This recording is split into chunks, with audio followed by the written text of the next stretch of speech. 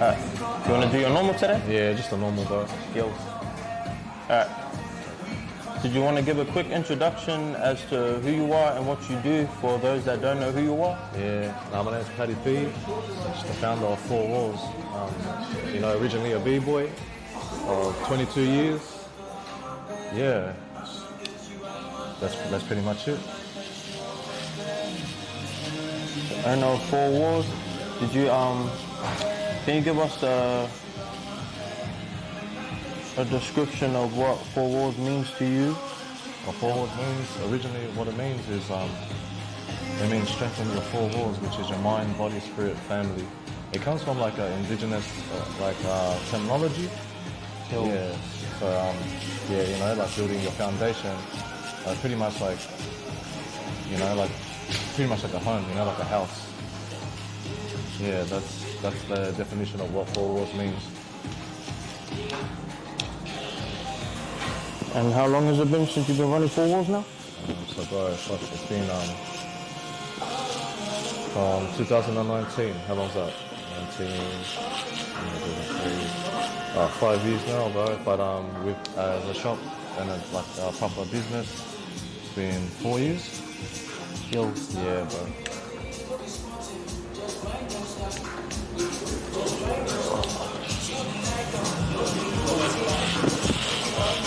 What would be some advice that you would give to someone that is looking to start up the same kind of thing in the same industry as you? To be honest, man, I think like you just have to go for it, man. You gotta ask yourself how badly you want it. Pretty much set some goals. I think to be honest, you just gotta do it. There's no time wasting. The world's moving fast right now, so don't you reckon? Yeah, 100%.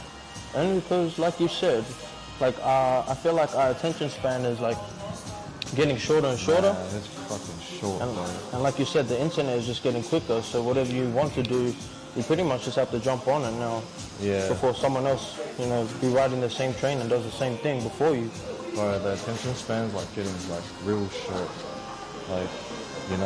You can go to release some sort of news, bro, and they can forget about it in within seconds. Yeah. Yeah. Badly.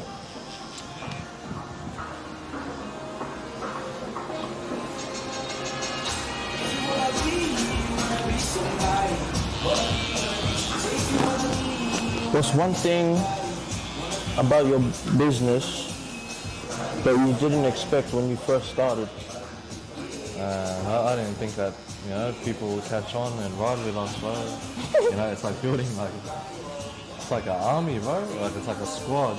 Yeah, it's something that started off with an idea, and then shared it with a few friends, family, and then it just grew and grew, bro. And it's to that point when, especially, seeing people wear Fourwalls out and about, bro, the first couple of times when you see it out, you used to get that big kick. Yeah. That big kick out of it, oh shit, you're wearing my shirt. And now, cause it's growing real fast as well. Yeah. It just becomes sort of natural. Yeah, it's just up, up in that level where it just becomes like a normal brand that people just really fuss with. Yeah, bro, even making the first couple of sales the first time, shit, bro, that. Can you imagine? Can you remember the first time you seen someone wearing your stuff? How did it make you feel? Like you cracked it? Yeah. Especially with someone random, Yeah. Not just friends, circle. Yeah. The best ones is, I think, in Singapore or something, bro. Going over there. Singapore as well? Yeah. Damn. We were at an event. Yeah. With RF Jane. Yep. Out of nowhere, you just see the whole crowd in Fourwalls, bro. Yeah, that's crazy. Yeah, that is crazy, bro. Yeah. To the point where it felt like $1 million to me, Yeah, hard. Yeah. Where do you hope to see Fourwalls in 5 years' time or in the future? It's wild now, to be honest. 5 years time, I see it expanding, not just with clothing and barbershop. Yeah. I see it to the point where there would be a Fourwalls cafe, even a Fourwalls fitness center, even to the extent of a Fourwalls tire shop, bro. Like everything has that same aesthetic. Yeah. Of like how our original shop is. Like on some Supreme kind of thing, right? How they tap into everything. Yeah. Same as Red Bull. Yeah. You know? Yeah. Yeah, pretty much, yeah, like the exact same like Red Bull. People think it's just a drink company, but no, like they do more than just drinks. They do events, Formula One racing, Yeah. they do dance, yeah, music. What's top 3 brands that you rate or that are up and coming? Like in Australia or just overall, like in Overall, the world? whatever you want it to be, bro. Top 3 bands. Especially because you're a man who's in the fashion business or does multiple things, but your main aesthetic is clothes. So that's why I just wanted to pick your brain and see what you have to say. Yeah, I think like let's start with like Australia, bro. I think to be honest, bro, Australia, like I gotta give the flowers to Geedup, bro. Like they're really pushing. They've been around for 10 years, bro. So they really push that envelope forward for Australia. Yeah. Do you reckon? No, definitely. Man. Like, they definitely put us on a pedestal, especially on the world stage. Yeah, definitely, on the world stage, bro. Like them opening up an office in America. Yeah. That's pretty crazy, bro. Especially seeing them. Remember when they had that shop in Parramatta? Yeah, Parramatta, that small one. I small one, remember. Westfield. And then they opened in Darlinghurst. And then they shut those down, and then they just went straight online, bro. Like, I guess longevity, it means a lot in this game.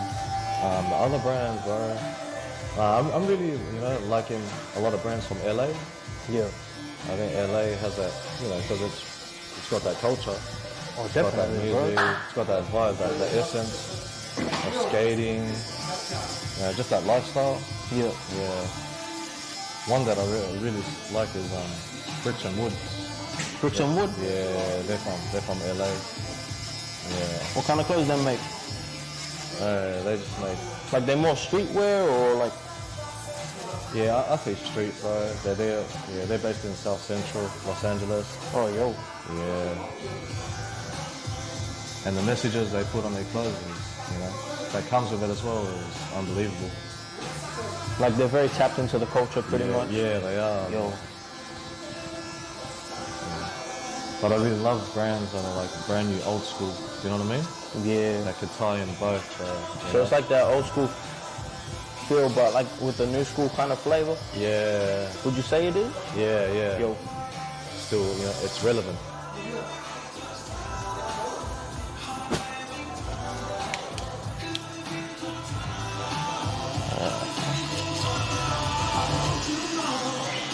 So when you aren't working on the business, what are some other things that you are doing? So right now, bro, I moved out 5 or 6 months ago, but got my little spot, sort of like the outskirts of the west. Yo. But still west. It's like halfway, but I can't mention that. But yeah, it's real nice. But moved out.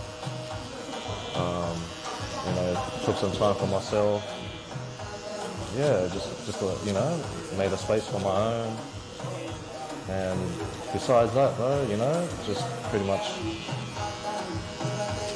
dance. Dance has always been my hobby, bro. It's become a life. What kind of dancing you do? Just b-boying, bro. So Oh, you're a b-boy. yeah, as known as breakdancing. Yeah. Yeah, for 22 years, bro. That's been 22 years? Yeah, 22 years. Shit, you old bro. Nah. I'm 33, bro. So yeah, it's been really interesting, bro. But I have, I'm not currently active, bro. But I'm still tapped in. Yo. Yeah. I still, for the love of it, and it's all from the heart still. 100. Still have a heart for the dance. I understand you. Yeah. And since you said you're a b-boy, I recently seen that like breakdancing has hit the Olympics. What's your take on that? Man, it's wild, bro. Like, I'm happy to see that it hit the Olympics. Yeah. I'm really supportive. Yeah, I'm really supportive if, the scene is supportive as well. Yeah, like making the Olympics, something that started from the streets, from, New York, is on like the world stage now. And, I think Australia's in a good place. There just needs to be more love that goes into it. Yeah. Because right now, without the Olympics being mentioned, everybody's very about themselves in the scene. Everyone's hungry and like really motivated, but for the Olympics, it's going to be sort of different because now you're not supporting that person. It's like the country. The country's on your back. Country, yeah. That's crazy, bro. It's funny because like a couple of days ago, like no hate to anyone, but the only thing about it is that because the dance is like young, Yeah. we don't know how it's gonna go the first round. So it's very interesting, and I guess we're just gonna have to see though, because I was thinking about like what it like the longevity of it. What if like it really blows up? It's pretty much good for the scene, pretty much. Yeah, Like, but blow up to the point that it becomes this thing. And what about, obviously there's pros and cons. What about the times when, let's say like, with the media outtakes and stuff, because the scene is so young, I don't like, they've got to be able to handle it. yeah. As you can see, like, with athletes testing positive for cannabis or whatever, like, is the scene gonna really back that person, when it's that downfall part? Yeah. Or is the scene just gonna be, selfish and start like, throwing digs at people? Yeah. Because, we always see the good side of it, but we never see the downside of things. Yeah. Yeah. But it's kind of interesting though, because like with like breaking, it's all feeling based. It's like your own steez, it's right? like it's more visual. Yo. Okay. Like you don't know how it feels unless you do it, because you think about in Olympics with the sports, there's the athletics, there's bike riding, BMX, sorry. Yeah. Skating, there's swimming, but all that stuff, everyone knows how it feels because we all did it when we were in like primary school. Yeah. As a kid, everybody knows what the feeling of running like is. Yeah. Everyone knows the feeling of BMX riding. But not everyone has breakdance before. Yeah, so I understand what you mean now. That's crazy.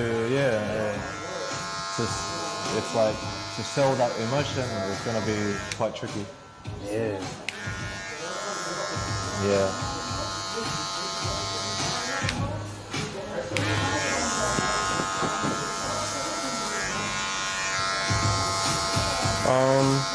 Since we're still going into 2023, can you tell us or give us some exclusives on what's going to be happening with you and the brand? Like, you have any new drops or anything coming up? We just dropped something today, actually. Oh, did you? Yeah, the cherry blossom tea. Cherry blossom that one tea? there, I think that one's gonna go hard. We're working on more drops towards, all the way through. We've just been planning and planning. Try to stay ahead of the game. Being consistent, right? Yeah, being consistent. That's the key, bro. Like, there were times we fell off, but that's because a lot of things, we were just busy in life and we've always setbacks. But we just now, this year, definitely a change with the whole team, different change of mindset. Yeah. And More clarity. Yeah, setting some goals, and I think that's the best thing. And I feel like we're really on a good path this year, so make sure you keep an eye out.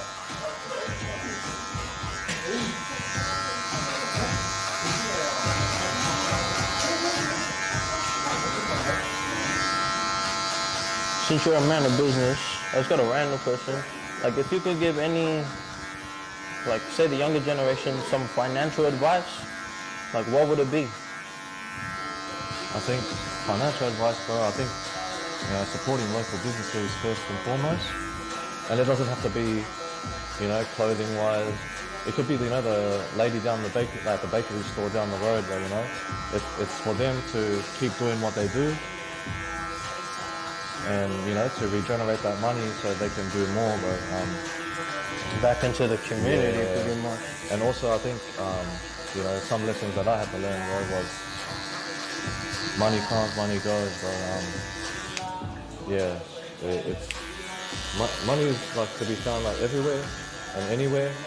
Yeah. And it's fast money, especially in Australia, bro. It comes and it goes, and another thing is, I think invest into something. It could be anything, because if you don't invest into it, bro, money in your account, bro, it's just like dead money. It's just sitting there. Yeah. And it could be used for something. Give it a shot, right? And even like more into tapping into the financial literacy. Yo. I've seen the bro Reese from Geedup Supply. He had mentioned, don't live like a champagne lifestyle on a beer budget. Right. Yeah. When I seen that write up, man, and then man, that one hit the nail on the head, bro. Definitely. 100%. It's like the saying, don't go broke trying to act rich. Yeah. Same thing. Yeah. Or like when what Rat used to say, like, buy something only if you can afford it twice, bro, or even 3 times for the best of it. Yeah. Because if you can't afford it twice, then don't get it, my bro. Yeah, don't get Don't it. get Man. it. Don't get it. Because it's gonna hurt you after.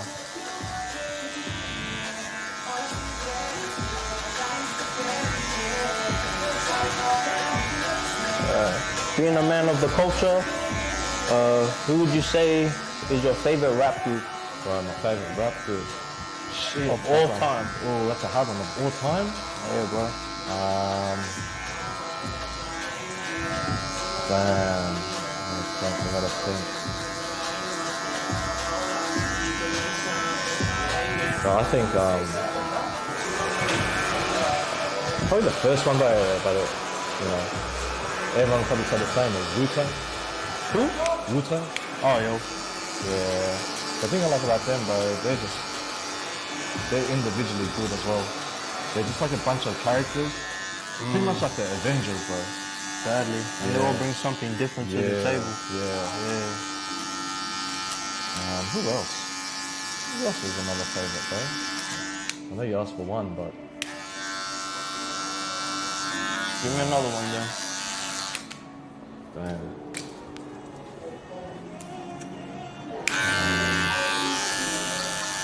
There's Wu from that generation. I wouldn't say it's a group, but I reckon I like the era though of like Cash Money. Oh, yeah. Yeah, that era. Man, that's like the golden time for me. I reckon they popped off Cash Money. Around, during like Drake, Future, Rick Ross, all that. Yeah, that circle. That's when they were killing it, eh? Yeah. They had everyone underneath their label. Yeah.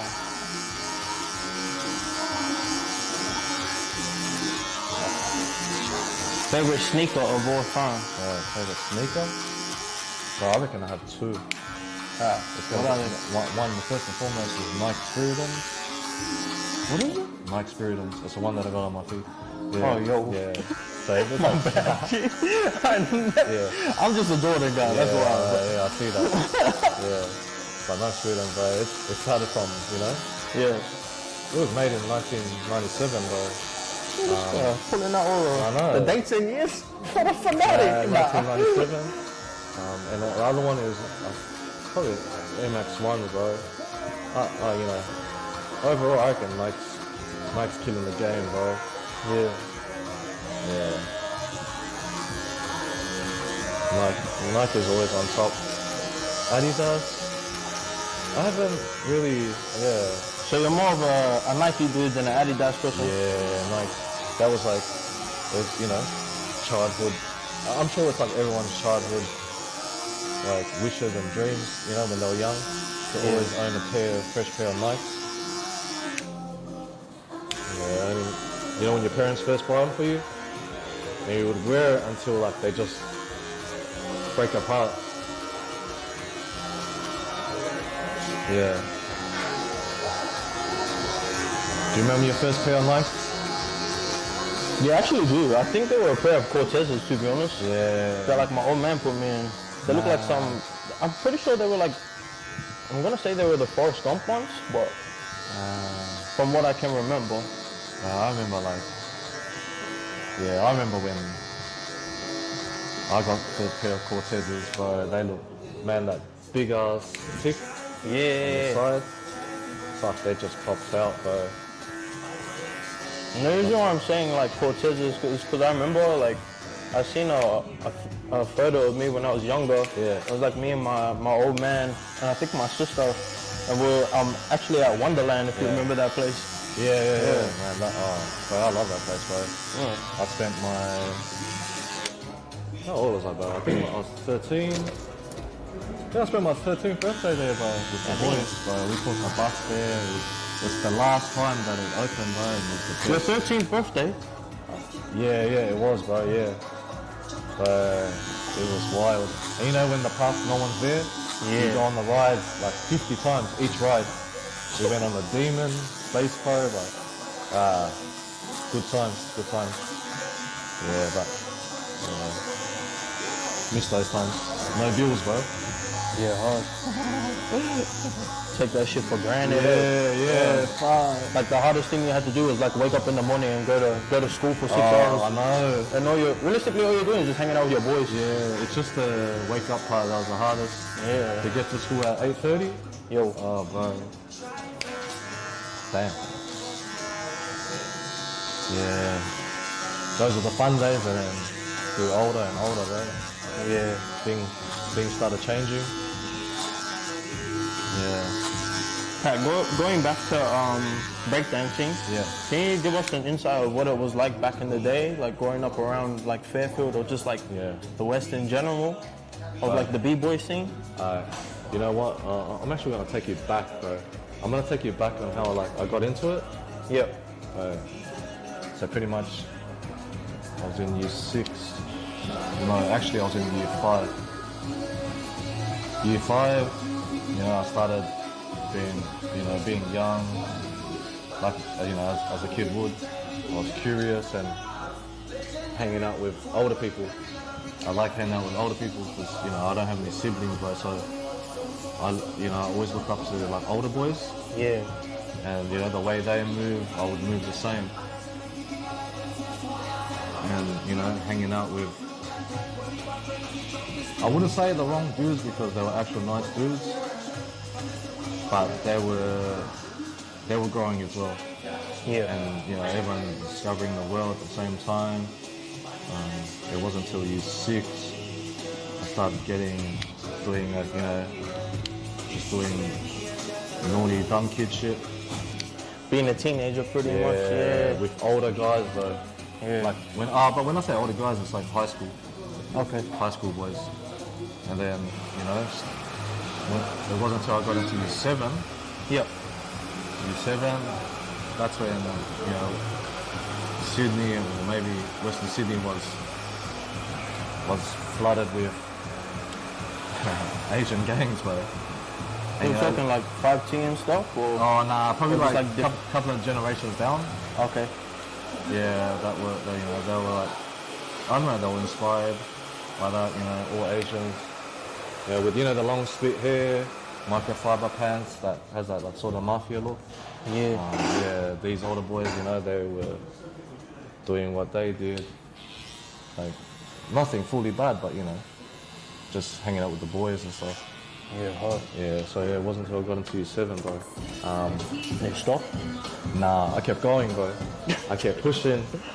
Like, I kept, as in like when I say pushing, I was just tapped into that lifestyle. And then, you know, there was heaps of gangs around that time, Asian gangs. And I started and I started talking, you know. Yeah. I started talking more like, oh, I know this person, I know this group, I know that group. Yeah. The words circulated around, bro, to these group of guys that were having beef with the names that I was dropping. Yeah. Bro, so one day, you know, I was at home. I think, bro, I was in year 8, man. Year 8. And then I was at home one night, bro. My dad was out. Yeah. I think it must have been about 8 p.m. or something, or 10. I could say 10. But I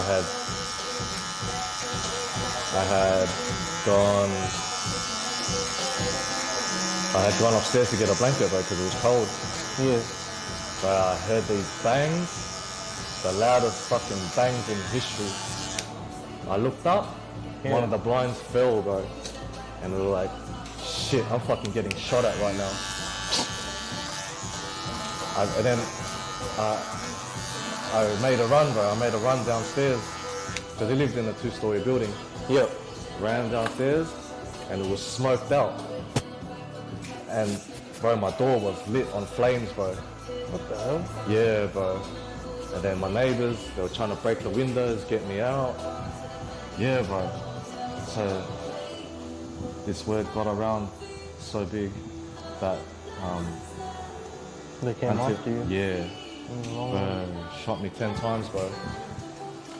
Into the house. Yeah. 10 bullets, bro. One went through the couch. Lucky, bro. I wasn't laying on the couch, but it was like, you know, on like the brim of it on the top. Yeah. Yeah, bro. And yeah, I think they burnt the door as well because that's when I started seeing like breaking, bro. And I left the vinyl at the front. Yep. They burnt it, bro. I couldn't get out. But you know, bro, well, other than that, yeah, that was all learning. Even prior before that, the lead up to it, Yeah. I was at school one day, bro. I was in year 8. I walked out of school. Yeah. Yeah, walking with my mates. And then it was like a group of people called me. And I told my friends to just go on. Yeah. Yeah. And that group of people, they were like, Go to hiding? nah, they were like, oh, I heard you've been saying this, I heard you've been talking shit. Yeah. You know, if you don't talk shit, you're gonna keep going, like, you know, like we're gonna do something about this. Yeah. And then, thank God, I think I'm blessed, bro, that, you know, there was a group of Asians. And that's when someone, it was, bro, this like Filipino guy, he was a gangster at that time around Fairfield. Yeah. He happened to be there. And then it wasn't until he seen a couple of Islander boys and especially like Rat, Yeah. because Rat was hanging out with all Islanders. He called them. He was like, oh yeah, can you just stand with this kid? Can you just like look after him? Yeah. Yeah, and then they came with me and like those guys were saying what they had to say. And that's where it built tension between the Asians and Island, and especially Rat. Poor guy. Bro, he didn't even know me like that. He was just standing there. And then, you know, he was getting that vibe. And then, yeah, the lead up to that, bro, that's what happened, bro, that drive-by. And then straight away after that, bro, I was like, fuck this shit. I was like, you know, no offense to the Asian brothers and sisters out there, I was like, fuck this Asian life. Like this Asian gangster bullshit life, I'm done. Yeah. You know? And I hate to say it, but that's how I found, it wasn't until after that, that's when, you know, my head screwed on better. I was hanging out with more Arabs, Middle Eastern people, Islanders, and that was when music, you know, was brought into my life. Yeah. And the culture, bro. With music, and especially dance, because, you know, all the Islanders were onto it. Would you say that They were always onto everything that was like a trend.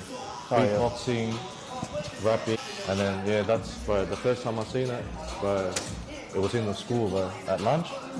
Yeah. It was like group of like, it was just a massive circle in this building, N block. I went on lunch because there was this kid in my year. He was like, "Oh, come watch." And then I went. Bro, this shit blew my mind. And I was like, bro, I want to do that. That was like, man, there was a head like, bro, it was like a head turn, bro.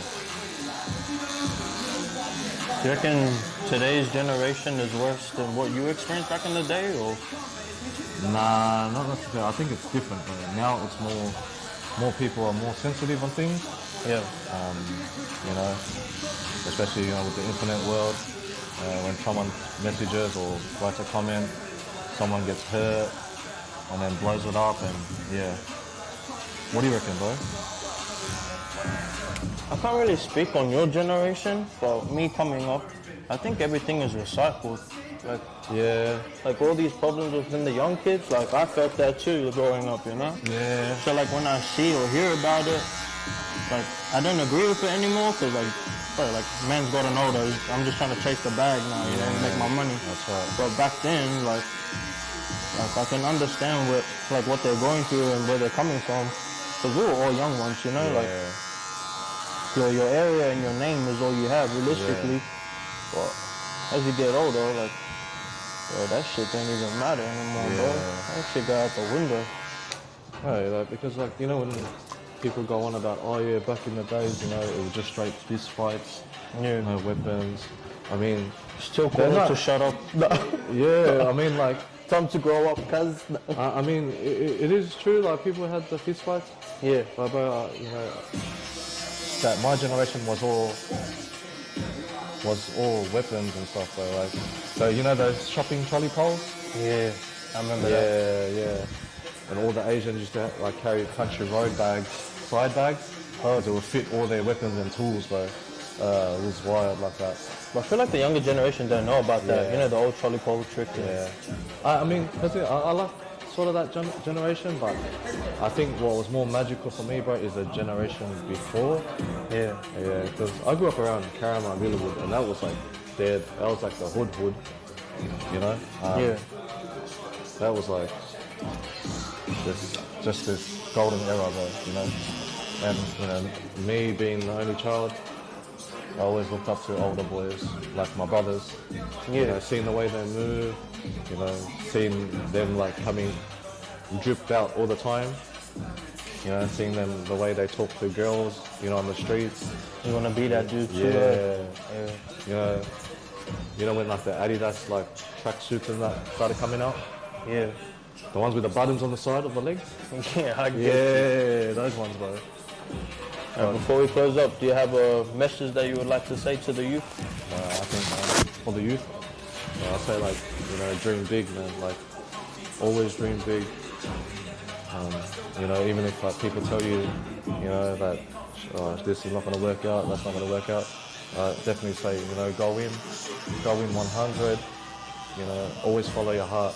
Have a crack. Yeah, have a crack. Wow. Yeah, I've always followed my heart, bro. Even if like my heart lied to me, I still followed my heart. And, you know, it's either 0 or 100, and always go 0. I mean, fuck. Always go 0. No, always go 100. Always go 100. Literally. No halfway in between. No. Yeah. Ain't no such And thing you know, as halfway and another thing is pretty much stay present. Always be present in what you do. When you're at work, be present. Yeah. When you're creating, be present.